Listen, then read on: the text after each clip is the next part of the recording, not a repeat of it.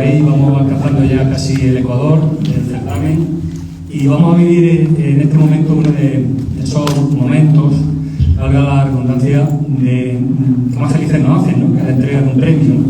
Además de un premio que queremos tanto como el premio Los Cerros de Úbeda, ¿no? A la mejor novela editada en el año 2021. Bueno, antes de entregar el premio y de leer el acta del jurado, sí me gustaría contarles cuál es el sistema para la elección de la novela, que este año ha cambiado bastante, ¿no? Porque hasta ahora, las 6 ediciones anteriores, eran un poco las editoriales las que mandaban. De hecho, ellas enviaban las novelas hasta un número de 3. Eran las editoriales las que enviaban las novelas a la comisión lectora. La comisión lectora se repartían, se leían, se valoraban y se elegían 3 finalistas, que al final un jurado compuesto por escritores, un número concreto, elegía la novela ganadora. Bueno, eso nos lleva a pensar que quizá la novela que ganaba no era en realidad la novela preferida de los lectores, ¿no? Sino que ahí mandaban otros intereses más editoriales, ¿no? Más comerciales, etc., ¿no? Entonces, la organización decidió cambiar el sistema de elección de la novela y que fuesen realmente los lectores los que la eligieran. Bueno, pues así, este año el sistema elegido ha sido pues, seleccionar varias listas de lectores, ¿no? Que han votado en los medios de comunicación, blogs especializados en el género de novela histórica, distintas webs, etc., ¿no? De esas listas se cruzaban las listas y las novelas que aparecían repetidas en varias de ellas, hasta en 2, 3 o 4 ocasiones, eran seleccionadas, ¿no? Por la organización. De ahí se eligieron finalmente unas 20 novelas, se repartieron a la comisión lectora. La comisión lectora está formada por unas 50 personas. Este año hemos trabajado unas 42, que son pertenecientes a distintas ciudades de España, comunidades autónomas, etcétera, de todo el territorio español y de Argentina y Uruguay. Estas 42 personas, hemos elegido 5 finalistas en las distintas reuniones y al final hemos llegado a una última reunión en la que se ha discutido sobre esas 5 finalistas, se han ido valorando, se han ido discutiendo hasta elegir la novela ganadora. Con ello nos garantizamos que efectivamente la novela que hemos elegido sí es la novela de los lectores, ¿no? La que más les gusta a los lectores. Y por eso mismo estamos muy satisfechos, ¿no? Porque realmente se ha llegado a un consenso y la novela que hemos elegido este año es la que realmente nos gusta a todos, ¿no? A la inmensa mayoría, ¿no? Y eso nos llena de alegría, ¿no? Bueno, pues a mí como secretario de la comisión lectora me corresponde leer el acta del jurado y voy a proceder a ella. Acta del jurado de la 7ª edición del premio Los Cerros de Úbeda. La comisión lectora del Certamen Internacional de Novela Histórica Ciudad de Úbeda, constituida en jurado del premio Los Cerros de Úbeda a la mejor novela publicada en el año 2021, un jurado compuesto por 42 miembros procedentes de todas las comunidades autónomas de España, Argentina y Uruguay, en reunión celebrada el día 28 de julio de 2022, ha fallado por amplia mayoría conceder el premio Los Cerros de Úbeda a la mejor novela histórica publicada en 2021 a la novela titulada El Juicio del Agua, de Juan Francisco Ferrándiz, publicada por Grijalvo. El jurado considera que El Juicio del Agua es una novela escrita con una gran intensidad que te atrapa desde el primer momento. Es muy novedosa en cuanto al planteamiento elegido sobre la búsqueda y la recuperación del derecho romano frente a la superstición, el miedo y la oscuridad de la Cataluña del siglo XII. Consigue que algo en apariencia tan lejano como el derecho y las leyes locales de la Baja Edad Media sean para el lector atractivos, fascinantes y muy entretenidos. El autor lo consigue con una ambientación impecable y una trama bien urdida. Excelentemente escrita, con un estilo directo que aporta intensidad y verdad a la trama, los capítulos son cortos, el ritmo es excelente, los personajes están bien perfilados y sus motivaciones son claras. Hay intriga, hay misterio, acción y romance. Frente a otras novelas históricas que se quedan en una simple trama negra o romántica, esta novela va más allá en su originalidad, el tema del derecho y los cambios que su aplicación produce en la sociedad medieval le añaden un valor muy por encima del resto de las novelas del género histórico. Pues bien, vamos a elegir a una miembro de la comisión lectora, a Yolanda Rocha, que va a hacer hacer entrega del diploma al ganador del premio Juan Francisco Fernández por El juicio de valor.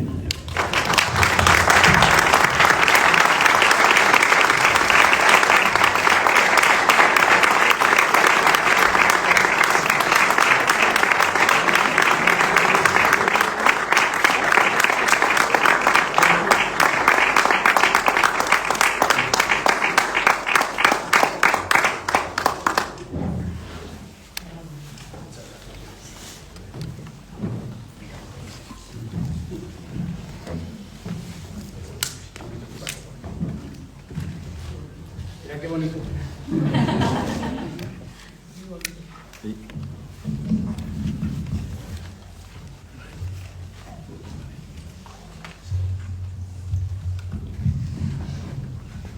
Bueno, pues si os parece vamos a hablar de la novela, ¿no? Sí, si queréis. Bueno, no, simplemente es, en primer lugar, agradecer de verdad el premio que me habéis otorgado los lectores. Yo creo que es el mejor jurado que puede tener un escritor, es esos lectores que entre tantos y tantos libros, pues escoge uno, escoge el tuyo, se lo lee, le gusta y además, bueno, pues tiene repercusión, como ha sido en este caso, ¿no? Yo ya lo dije, en el momento en el que recibí el premio, lo primero que escribí en redes sociales, yo no soy muy de redes sociales, pero bueno, intento, porque creo que es una de las cosas que hoy en día se tiene que ir haciendo, pero puse eso, que siempre he tenido la sensación de que todo me ha costado mucho en la vida, es decir, y en mi faceta personal, pero en la de escritor, nada me ha caído del cielo. Yo empecé con una novela pequeñita, en una editorial pequeñita, y después salté a Grijalbo, he ido creciendo, cada novela ha ido ganándome los lectores poquito a poquito, y bueno, y esto es una cosa más, ¿no? Es un regalo de la vida más, un regalo de los lectores más.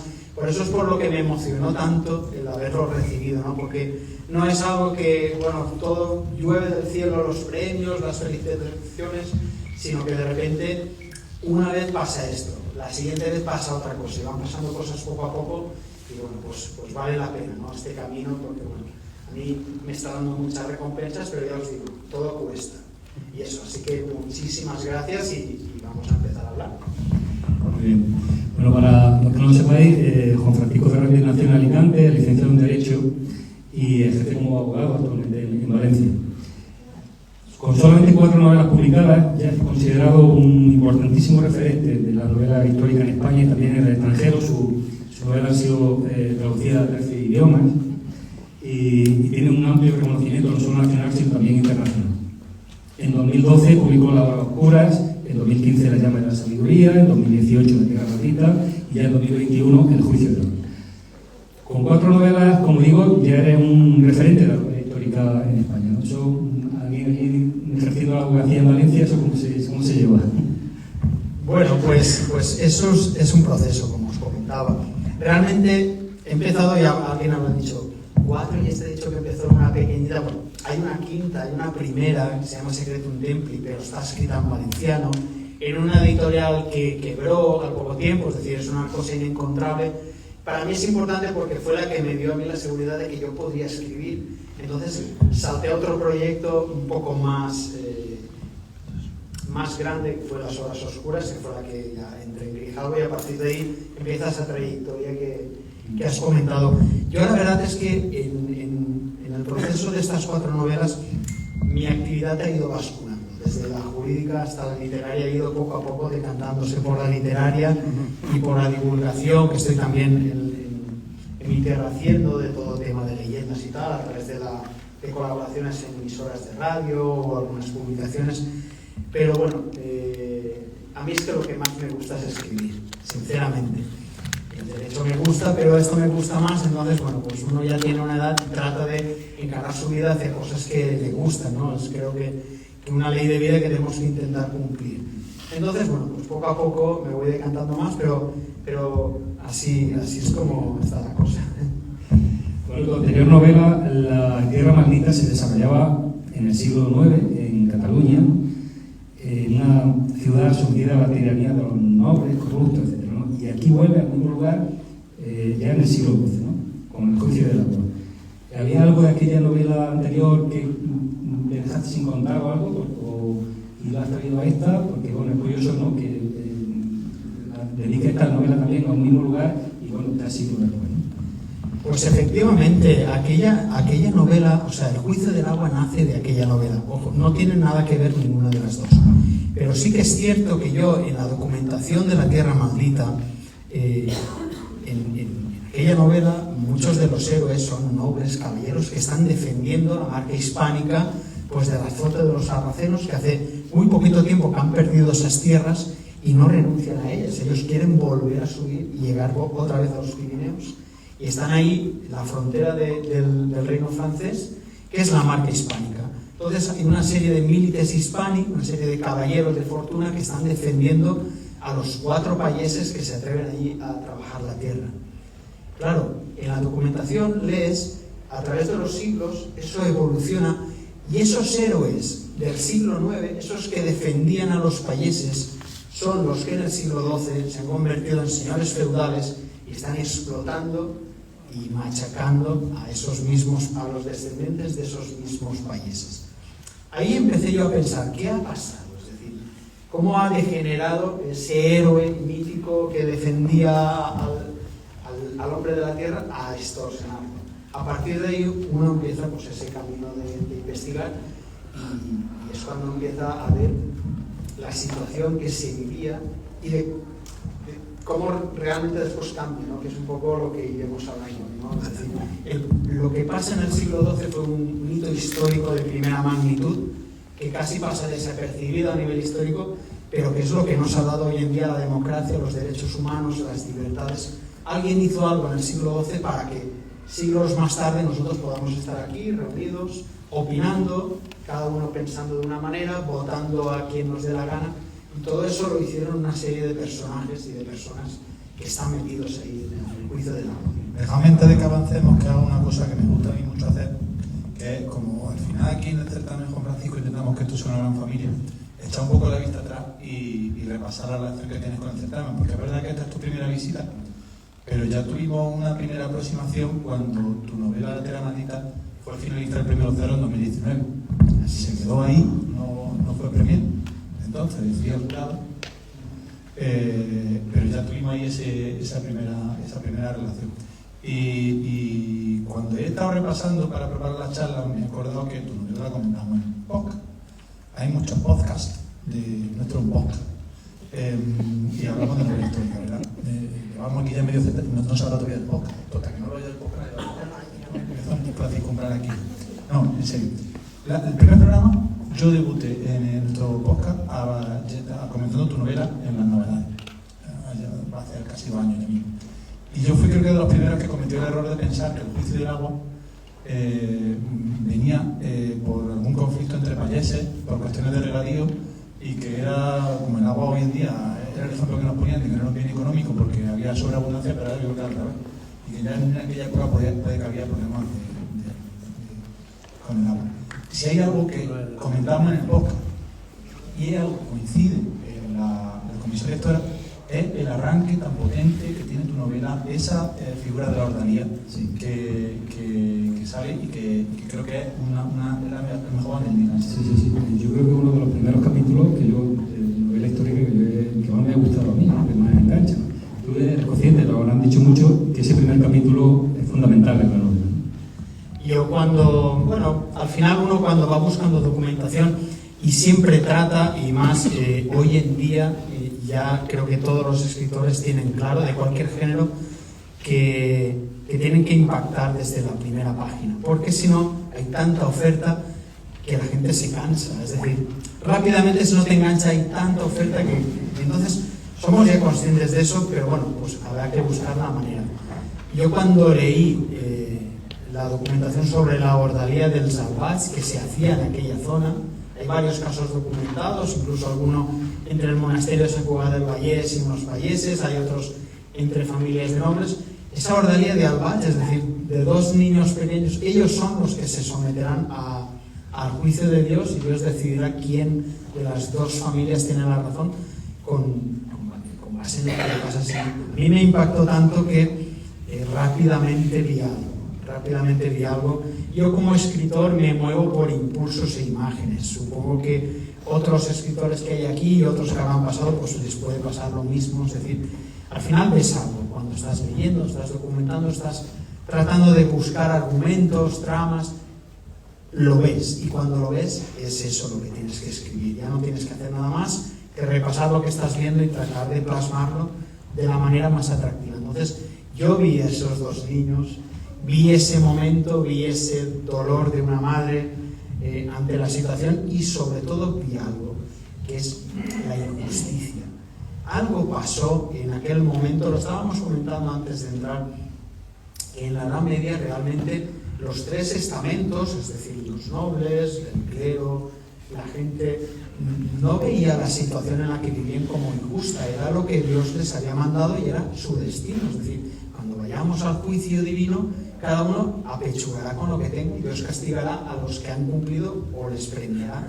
Pero realmente esto es un valle de lágrimas y hay que pasarlo como está.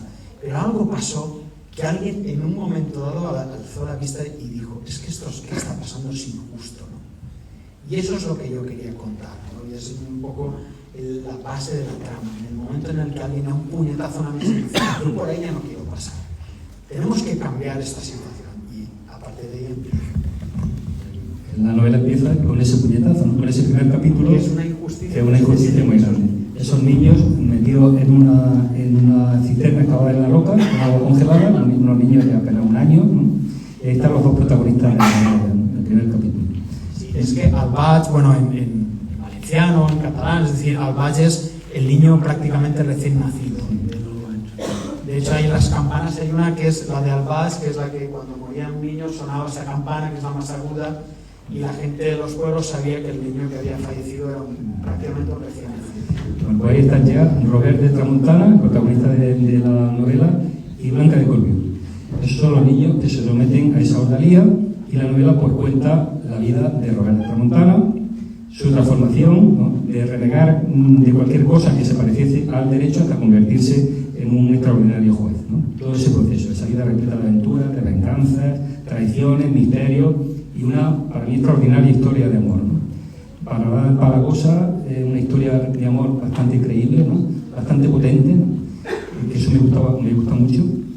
Y, en fin, una vida que le llevará por varias ciudades de España, como Barcelona, Jaca, León, Ripoll, incluso también por Bolonia, etc., ¿no? Donde el protagonista se va empapando un poco de los fueros, de las normas de estas ciudades, ¿no?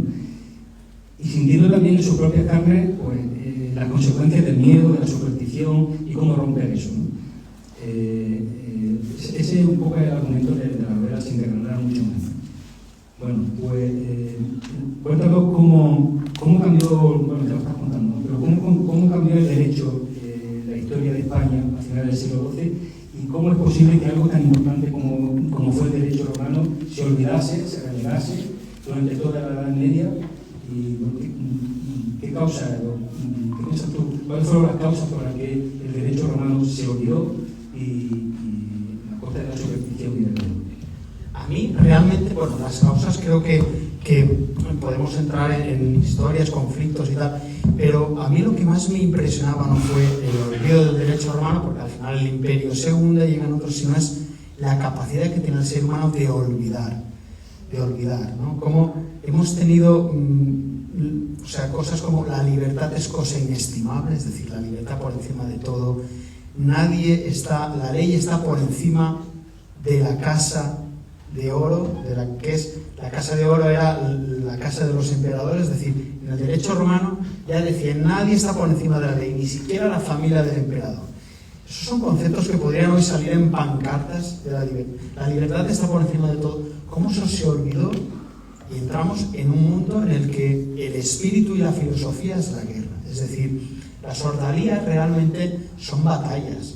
En un mundo en el que todo se rige por batallas, es decir, tú te vas a una guerra y aunque seas el bando vencedor, tú no sabes si una flecha perdida, ¡pam!, te pega y se acabó. Es decir, en esa filosofía de que todo es efímero, que Dios dispone, pasó a todos los ámbitos, y al de la justicia también pasó. Por tanto, una manera de hacer justicia ya no era valorar pruebas o un juez imparcial, sino vamos a hacer una prueba y que sea Dios que elija. Si somos nobles y tenemos espadas, pues luchamos.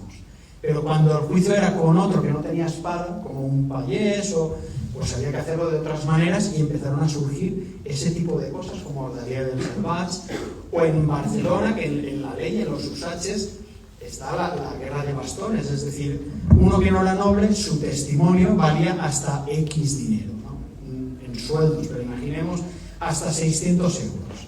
A partir de ahí, tu palabra ya la tienes que defender a garrotazos, a bastonazos, una guerra de peón que se llamaba. Es decir, si no eras noble, tu palabra no valía más que eso. Ese tipo de cosas están, ¿no? Y de repente pasa algo, finales del siglo XII, además pasa de manera simultánea prácticamente en lo que son los reinos europeos. Aquí en León se reúnen por fin unas cortes que hay representantes de ciudades. En Jaca hay un fuero en el que todos somos iguales. Allí no pasaba como Barcelona, allí sí que éramos todos iguales. En Bolonia de repente se descubre un viejo legajo que tiene su leyenda, que lo encontraron en un saqueo de los pisanos y valía más, estaba dentro de una caja de plata, y se llevaron la caja de plata como un botín, la abrieron y resulta que dentro había un libro. Ellos que pensaban que había monedas y joyas, claro, tiraron el libro a un montón y se llevaron la caja. Y en medio un monje cogió ese legajo tiempo después, le quitó un poco el polvo, empezó a leer, no entendía nada y poco a poco se dio cuenta que eran las antiguas leyes de los romanos. Y creó un grupo y empezaron a estudiarlas. Y ahí empezaron a salir cosas como eso, de que nadie está por encima de la ley, que la libertad es cosa inestimable. Y empezaron a remover y a resucitar ese antiguo derecho romano que se basaba sorprendentemente no en pruebas, no en hacer una prueba, un juicio, sino en sentarse a ver, testigo, explíquenos qué pasó, a ver, documentos. Y un juez imparcial, pues no, usted tiene la razón. Esa cosa tan básica se había perdido y esta gente lo recupera. Entonces, algo pasó en esa época que ha cambiado la historia y valía la pena contar. Hay una cosa que no queremos que pase en esta charla, y que hablemos mucho de derecho, y encima de derecho romano, y lo que yo soy de empresarial y las asignaturas que menos me gustaban de mi carrera eran las de derecho. Es decir, no busqué aquí artículos, no busqué aquí referencias legales. Estamos hablando de una novela que es muy divertida, que es muy fácil de leer, que te entretiene muchísimo, pero que te lleva a esa reflexión de cómo de importante es saber la diferencia que hay entre lo legal y lo justo, que no siempre lo que sigue la ley vigente es la mejor opción, y que hay muchas veces que lo que es más acertado es luchar contra esa ley que te oprime. Y también hay otra parte que en la novela se explica muy bien, y es cómo aquellas zonas que consiguen tener un ordenamiento jurídico, unas leyes, una regulación de su convivencia más ordenada, atraen riqueza. Hay un párrafo que a mí me llama la atención porque yo creo que es totalmente, lo podemos extrapolar a la realidad actual. Allí donde las leyes son iguales y se juzga con cabeza, el comercio prospera. En cambio, donde los jueces se remiten a antiguas costumbres, batallas o rituales, solo es un lugar de paso. Los mercaderes somos cobardes. En estos tiempos agitados estamos viendo cómo la economía, cómo las empresas, cómo van fluyendo de un lado a otro buscando una estabilidad y buscando una situación adecuada para su desarrollo. Esto ya era una cosa que estaba en la ley, esto es una cosa que aparece en tu novela. Como aquellas zonas que son más prósperas y comercialmente más ricas son aquellas que tienen una regulación y una legislación más equitativa. Sí, es decir, injusticias las había, hay muchas, y sabéis que todavía las sigue habiendo, y todavía hay muchas situaciones injustas, pero sí que es cierto que lo ves y analizas la historia y analizas, por ejemplo, ya empiezas a ver ciudades como Génova, como Pisa, estas ciudades que despuntan las primeras en el mundo comercial y tal, ves un poco cómo se ordenaban y el derecho que iban cogiendo, y te das cuenta que eran sitios donde los mercaderes se sentían un poco más seguros. Es decir, se sentían que si he perdido mi mercancía, voy a los tribunales de allí y trato de buscar justicia, y no tengo que defenderme dando garrotazos o ese tipo de cosas, ¿no? Entonces, efectivamente, es decir, lo vas viendo como en cuanto hay justicia, en cuanto hay seguridad, enseguida aflora la riqueza, ¿no? Y de hecho, yo estoy convencido de que el derecho romano, esa recuperación que se fue extendiendo a todos los sitios y fue empapando a los tribunales, fue la que nos trajo el Renacimiento, es decir, la prosperidad de los siglos posteriores, y al final el Renacimiento pasó por en medio la peste negra y tal, pero hubo algo que empezó a evolucionar. Y antes de que... Sí que quería decir eso, me ha gustado mucho lo que dijo el jurado, porque es verdad, ¿eh? Acabamos siempre hablando un poco de la justicia, del derecho y tal, y es una novela, yo la pensé como una novela para que lo pasáis bien leyéndola, nada más. Es decir, todo esto es por añadidura, pero que quien se enfrenta al juicio del agua lo que va a leer es una novela, personajes y todo eso. Lo que va a leer también el lector, de lo que se va a dar cuenta es de que hay un gran trabajo de documentación, la ambientación que tú haces, cómo recrear las ciudades por las que va pasando el protagonista, Robert de Tramontana, me parecen excepcionales, ¿no? Esas descripciones. Y luego también, en cuanto a la documentación que tú has tenido que buscar en cuanto al tema de la ordalía, ¿no? Los juicios de Dios, todos esos personajes sometidos al cercal, ¿no? Sí. O el cerracal, ¿no? Sí.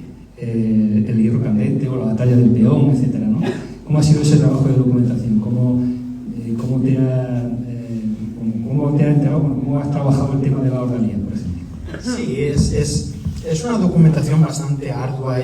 Esa ha sido una parte que a mí, como me gusta mucho, pues yo la disfruto, pero reconozco que es lo más pesado, ¿no? Porque yo he entrado a leyes de la época y a traducciones que hay actuales de fueros y tal, y ya no era la ley en sí. Lo que a mí me impresionaba era la manera en la que estaba escrito. O sea, te están diciendo, no, cogerá el hierro, pero lo calentarás con madera de vid, que es más, pero la madera que la aporte la otra parte, o sea, que aporte buena madera para que caliente bien el hierro y te pegues un buen quemazo. Es decir, si prende esto, una frialdad, una naturalidad, que es como cuando hoy te lees yo les hablo del código, decir, si haces esto, te pasa lo otro, y dices, bueno, pues lo haré, pues y dices, si están aquí, que le van a una persona va a perder la mano, es decir, era lo normal, ese tipo de pruebas que hoy nos resultan, pues, aberraciones, ¿no? Coger un hierro al rojo vivo, caminar unos pasos y soltarlo. Te vendan la mano y si a los 3 días no tienes marca, tienes la razón. Pues que si no te queda ni mano, si es que eso quemaba hasta el hueso. Lo que no sé es cómo nadie decía, oye, pero ¿qué estamos haciendo? Es decir, están las leyes y esas leyes se mantuvieron en vigor generaciones y generaciones de personas. Es decir, hasta que alguien dijo, ¿qué pasa aquí? O sea, vamos a sentarnos y hacer un juicio normal, ¿sabes? Y bueno, pues era lo sorprendente, ya te digo, es decir, y las encuentras, buscas documentación y encuentras, y es sorprendente la manera en la que concebían todo esto. Te voy a cambiar un poco el tercio y te voy a preguntar por lo que nos gusta aquí también, que es no olvidar la literatura y la elección que hace el autor. Los capítulos donde aparece Robert de Tramontana, el protagonista, están en la primera persona. Y en cambio, el resto, no. Es curioso porque siempre parece una elección básica en las novelas. ¿Cómo lo cuento? Narrador omnisciente, primera persona, la visión de la historia, dedicar lo que puedes contar cambia mucho y hay mucha diferencia. Tú aquí has elegido combinar las dos opciones. ¿De dónde viene esa elección? Y yo ya digo que a mí me gusta que quede fluido, pero ¿te ha costado trabajo? ¿Has tenido problemas en esa visión? Pues al principio, para decidir, si yo siempre he escrito todas en tercera persona, y esta quería que fuera un poquito más íntima. Yo quería entrar en el conflicto de él, ¿no? del protagonista, y tratar de vivir la inseguridad que él sufre desde el principio. Esa ordalía para él es catastrófica, y es un poco lo que ocurre en la novela. Es decir, por culpa de esa ordalía, pues su vida se trunca, la de su familia se trunca y todo va cuesta abajo hasta que de alguna manera se da cuenta y remonta, ¿no?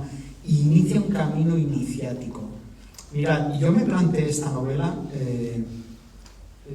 emulando, o me gustaba mucho un modelo que conocéis todos seguro, que es El médico de Noah Gordon. Sabéis que el médico, él viaja en busca de una ciencia médica mejor, va conociendo maneras de curar, pero él sabe, intuye que hay, y va evolucionando, descubriendo. Y a mí me gustaba esa idea porque de alguna manera yo quería hacer ese recorrido, que mi personaje creciera.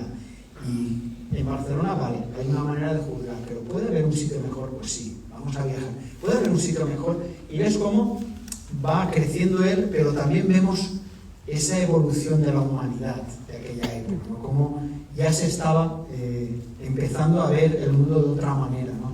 Y por eso lo hice. Y es la manera un poco de hacer ese camino iniciático, yo lo veía en primera persona, es lo que dice.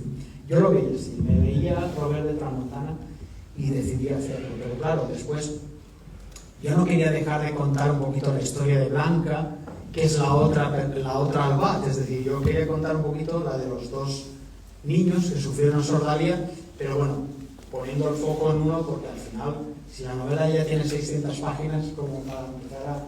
Es decir, pero quería contar y entonces dije, bueno, pues ella que sea tercera persona y que sigamos a Robert, pero bueno, de repente también conozcamos qué le está pasando a ella, ¿no? Que también es parte de la Edad Media, ¿sabes? Es parte, ella es... Realmente, si os fijáis, que no haya leído y que no...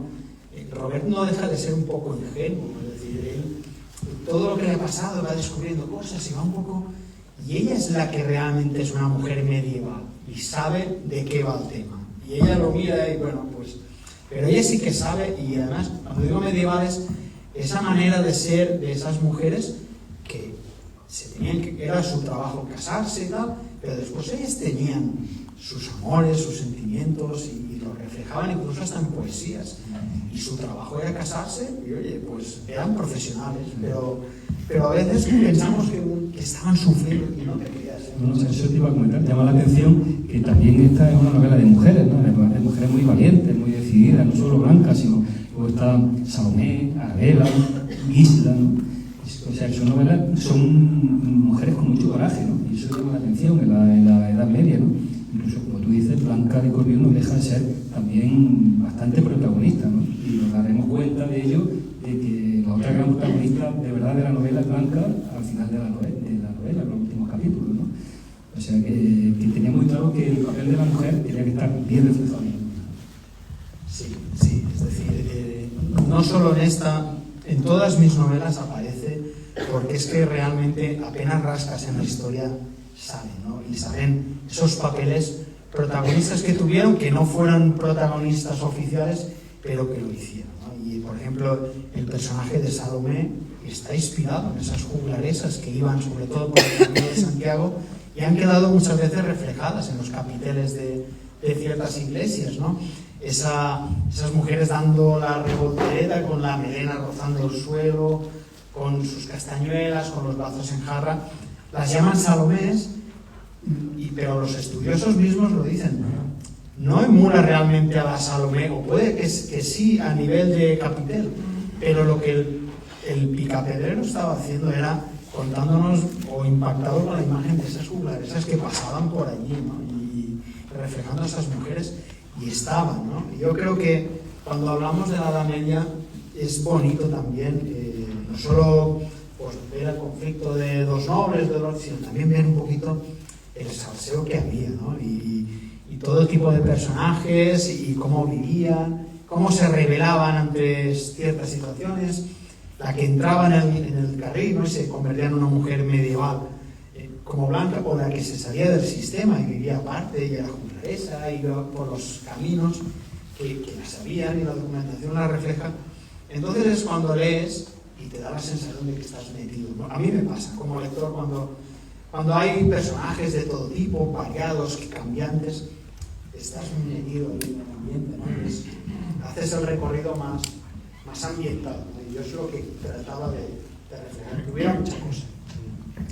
Hay otra cosa que también hace Juan Francisco, y que, bueno, no voy a mencionar a ese autor de saga fantástica, de cuyo nombre no quiero acordarme, y que sale en todas las charlas de novela histórica, pero que tiene mucha facilidad para matar a personajes. Es decir, no hay que descuidarse, porque yo creo que una de las cosas que era un poco de realidad y de veracidad a la novela, porque la gente se moría. Lo raro era que una persona durara mucho tiempo. Hay personajes que aparecen en la novela y que no tienen problema en decir hasta que lleva. Y eso es una cosa que le da un poco de sal y pimienta de lectura al lector. Sí, es verdad. Es decir, yo me planteo la historia y poco a poco me voy dando cuenta pues que hay que que la vida está llena de quiebros, ¿no? Y a veces de zancadillas, y una vida literaria no tendría que ser de otra manera, ¿no?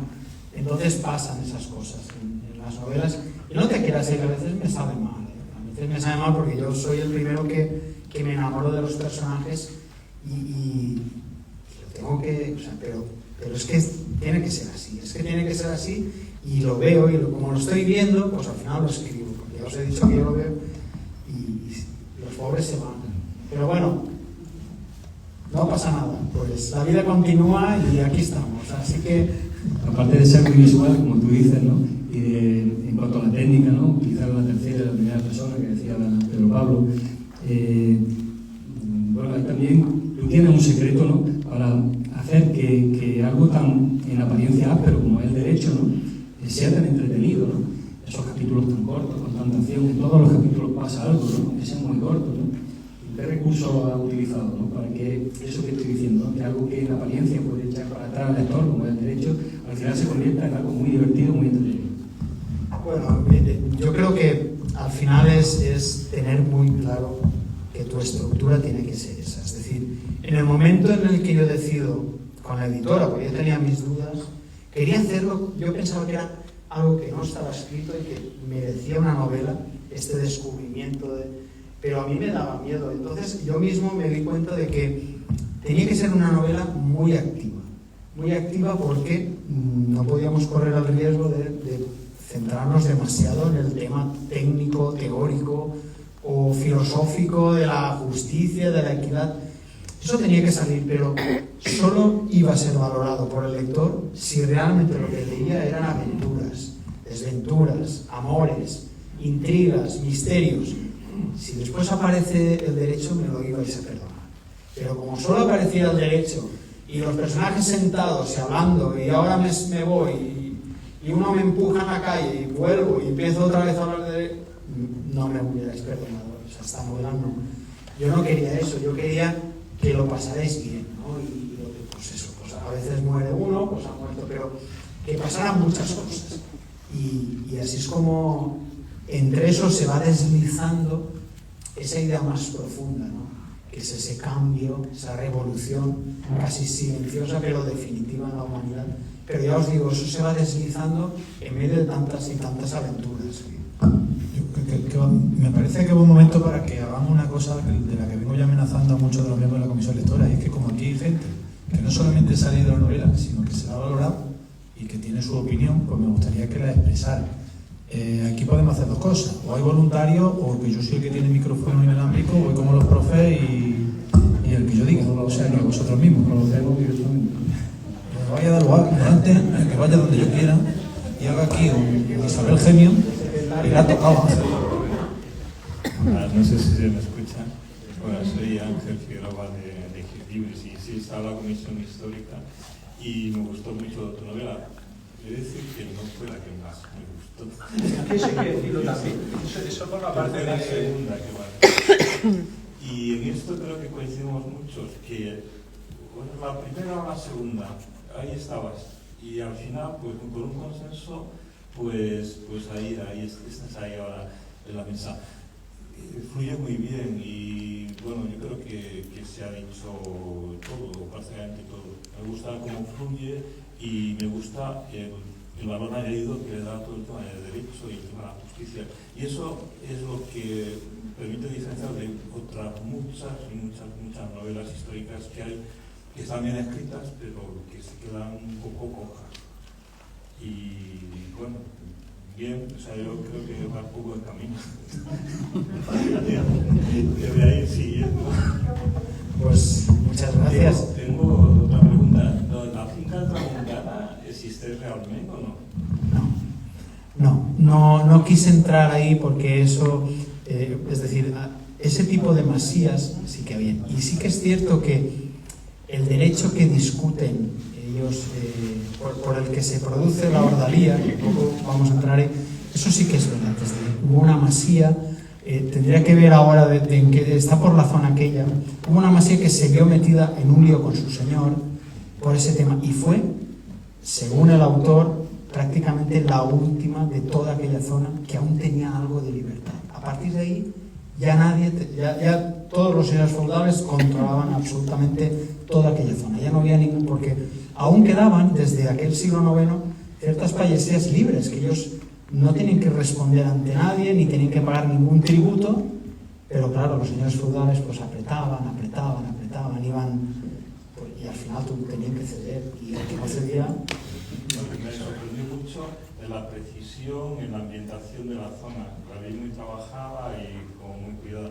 Y pensé, bueno, quizá ha rascado tanto que ha encontrado el nombre real y lo ha puesto, pero tenía esa curiosidad, ¿no? No, sí que es cierto que cualquier novela de las mías, uno de los requisitos es pisar bien el terreno. Es decir, yo he estado allí varias veces, no solo en Albérdola, en toda esa zona, es decir, no hay nada que salga en la novela que no haya estado y lo haya visto, y además incluso voy allí a veces a buscar documentación local para coger más cosas. Yo nunca voy a fuentes primarias, es decir, yo no voy a coger un legajo del siglo XII manuscrito en latín, porque no, pero en todos los sitios hay estudiosos, historiadores que han hecho sus estudios, han traducido los documentos y se pueden encontrar aunque tengas que ir allí a veces. Entonces, bueno, sí que es cierto que me he documentado bastante, pero la masía concreta, esa no existe, es ficticia. Me toca. Bueno, soy Yolanda, soy miembro de la comisión lectora, tengo un blog, El sueño me alcance leyendo, y participo en el podcast también, con lo cual es un placer. Gracias.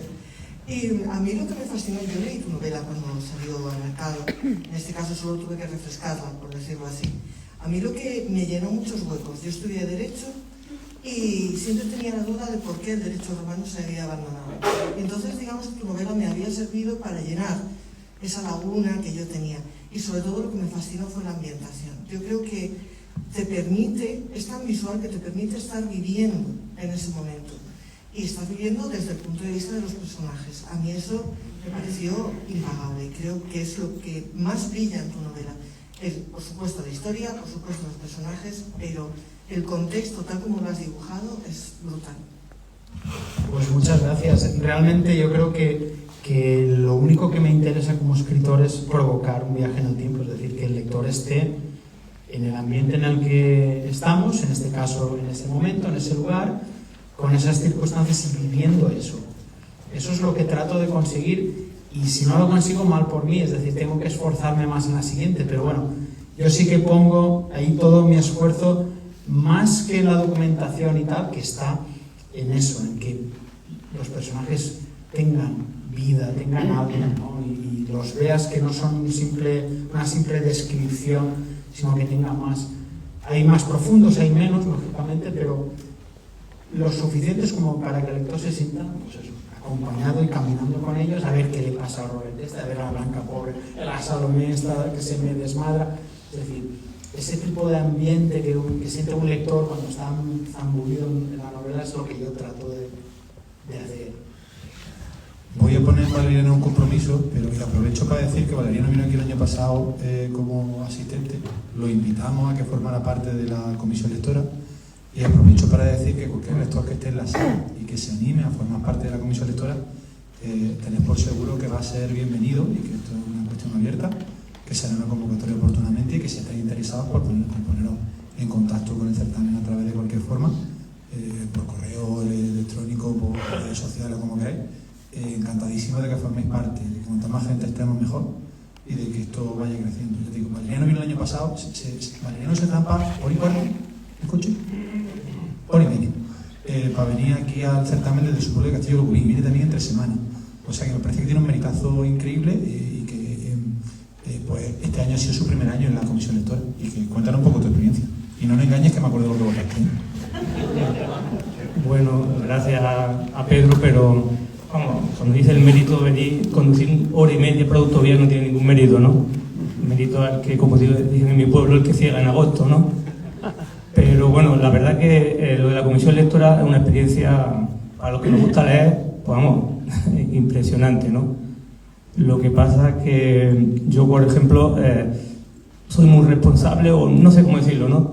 Y a mí me decían, si alguna novela no te gusta, déjala. No, yo me la leía todas, hasta el final, ¿no? habré leído 6 o 7, creo. Y algunos eran polvorones, pestiños, pero yo terminaba de leérmelo porque, bueno. Está hablando ahora mismo del de manuscrito. Sí, del premio eso. Y luego ya cuando... No, estoy hablando de la comisión lectora en general, de cuando era del certamen. Luego ya cuando me dijeron este de los cerros de Úbeda, obviamente ya eran novelas que ya habían sido publicadas, muchas me había leído, la tuya no me la había leído, y cuando salieron las 5, pues me la cargué en el ebook y me la leí, ¿no? Antes de leer la tuya yo tenía una favorita, ¿no?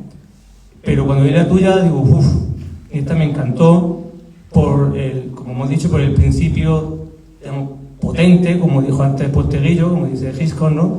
Y de ahí para adelante, ¿no? Y yo busco en una novela histórica 3 cosas que lo he escuchado en algunos podcasts, en algunos vídeos, incluso de algún autor, que son las 3 Es. Que te entretenga la trama y logra que me entretenga, que emocione a los personajes, emocionan sobre todo. Yo me enamoré de Salomé totalmente, me da igual lo que es, pero un personajazo impresionante y que te enseñe la historia, ¿no? Yo soy profesor de historia y quiero que me enseñen también, ¿no? Sin aburrir, obviamente, pero que me enseñe. Y tú lo conseguiste. Pero luego leí otra novela y me gustó más. Quiero decir que no te voté el primero. A pesar, eso no quiere decir que tu novela sea mala. Quiero decir que a mí la otra, ¿se puede decir el título? Sí, Spiculus, de Juan Tranche, pues a mí me llegó más, ¿no? Cuando 2 novelas son buenas, al final tú votas la que te llega más, ¿no? Es como en el fútbol, Cristiano o Messi. Yo soy del Madrid, pero voto a Messi, que me llega más, ¿no? Pues esto pasa lo mismo. Pero de todas formas, enhorabuena porque a pesar de que no te votara, era un justo vencedor y ganador, y te seguiré porque te leeré. Mi amigo Pedro Pablo me ha recomendado la novela que aparece ahí, La Tierra Maldita, y la leeré y ya seguiré. Ale, muchas gracias. No, muchas gracias a ti. La verdad es que, ¿sabes qué pasa? Que gracias a Dios no hay una única novela, o sea, no sale una novela solo al año, sino que salen muchas y ya está. Es decir, muchas veces también una novela gusta más o menos en su momento personal, en su situación.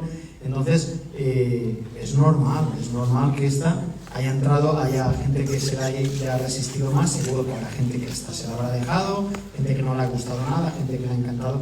Pero eso es así, y además, los que ya llevamos unas cuantas novelas publicadas, eso lo tenemos más que asumido. Es decir, cuando uno se expone a hacer una cosa de esas, se expone a críticas cariñosas como la tuya y a críticas hasta destructivas como otras, pero si no, en vez de hacer eso hago demandas y me quedo más ancho que largo. Me refiero que cuando hago esto soy consciente de que va a pasar y que me voy a encontrar gente que me lo diga y otra gente que no me lo diga, y no pasa nada y es natural. A mí tampoco me gustan todas las novelas que leo, por supuesto. Entonces estás haciendo un acto de honestidad que yo te agradezco, y lo único que te puedo decir es que me voy a esforzar para que la siguiente que escriba ese día digas, voy a votar esta vez.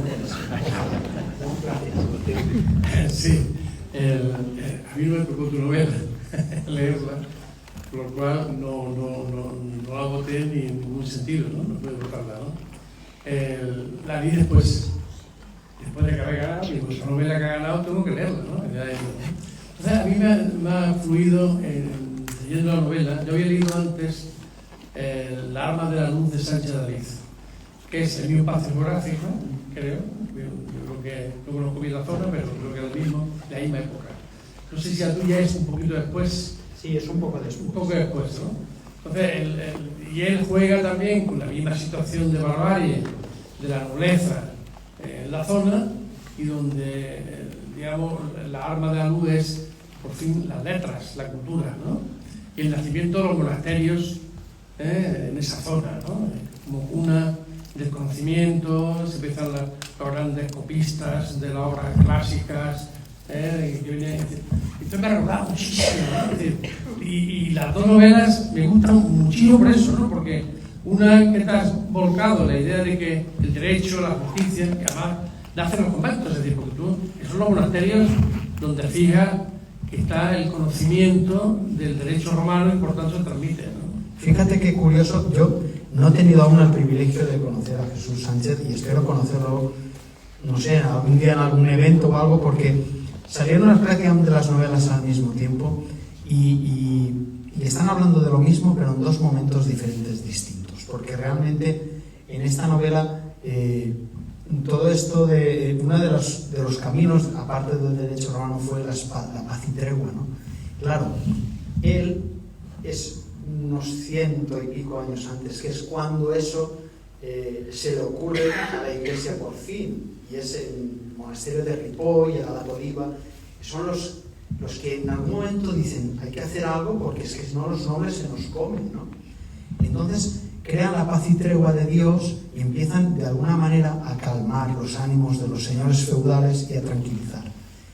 Unos 100 y pico años después empiezan a ser los reyes los que se dan cuenta, y es cuando empieza la novela. Es decir, es el siguiente paso, que es decir, esto de la paz de la comunidad ya no debe de ser solo una cosa de Dios, sino que debe de ser una cosa de Estado.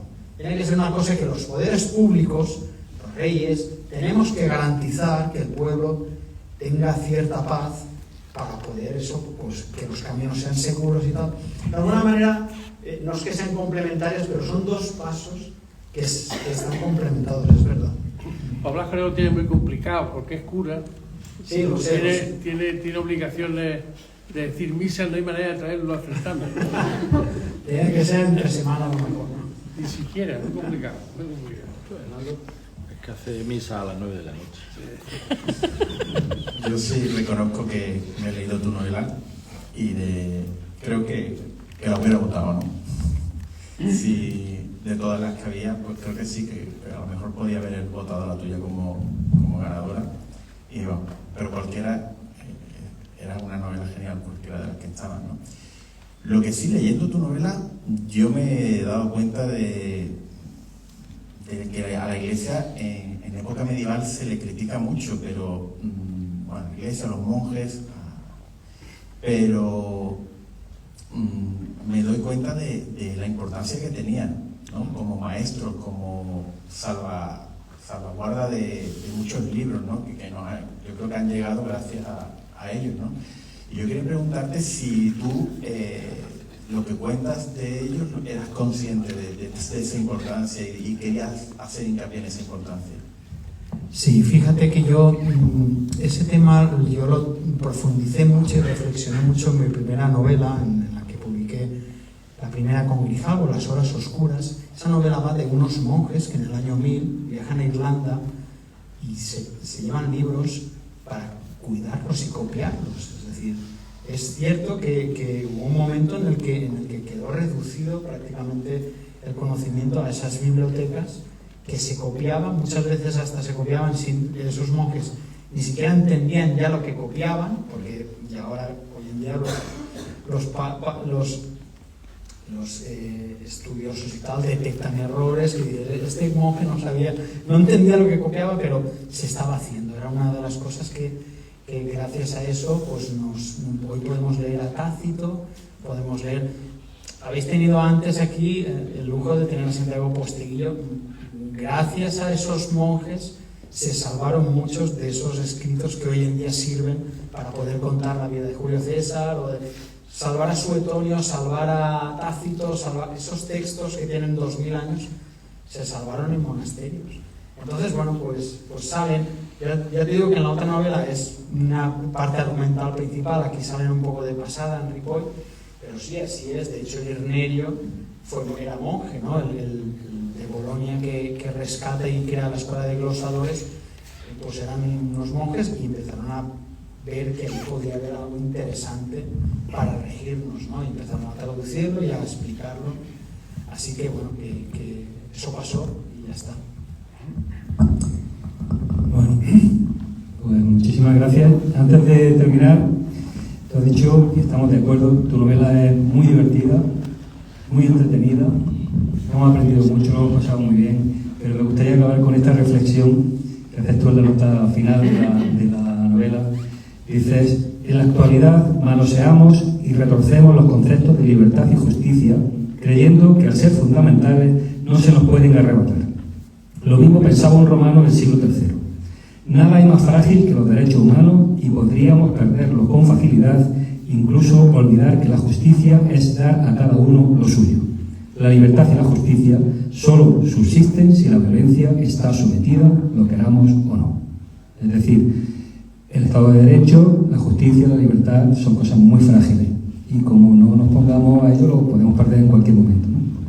Además, a la vista está, lo estáis viendo ante nuestros ojos, vemos cómo están saltando por los aires muchos derechos y también vemos cómo en ciertos lugares tratan de conseguirlos y no hay manera, ¿no? Como está pasando en Irán, es decir, por todos los sitios ves lo frágil que es. No estamos aquí tranquilamente reunidos, ahora se abre esa puerta, entra alguien con una metralleta y se nos ha terminado todo. La libertad, la justicia, todo, ya es esa metralleta ante nosotros. Eso tenemos que vigilarlo y cuidarlo porque se nos puede arrebatar con una facilidad pasmosa. Y bueno, de alguna manera yo quería hacer la reflexión porque tengo la sensación de que ese romano del siglo III estaba tranquilo, pan y circo, qué bien, y de repente aquello terminó. Pasan las generaciones y en el siglo X era lo normal estar sometido a un señor feudal, el ius maltractandis, es decir, que te maltratara, y era lo normal. ¿Qué pasó? Pues bueno, no sé qué pasó, bueno, sí, lo cuento ahí, pero lo que digo al final es cuidado que no nos pase, o tratemos de estar atentos, ¿no? Y que no nos arrebaten lo que tanto costó de conseguir desde el siglo XII. ¿Quieres cerrar? Nada, no.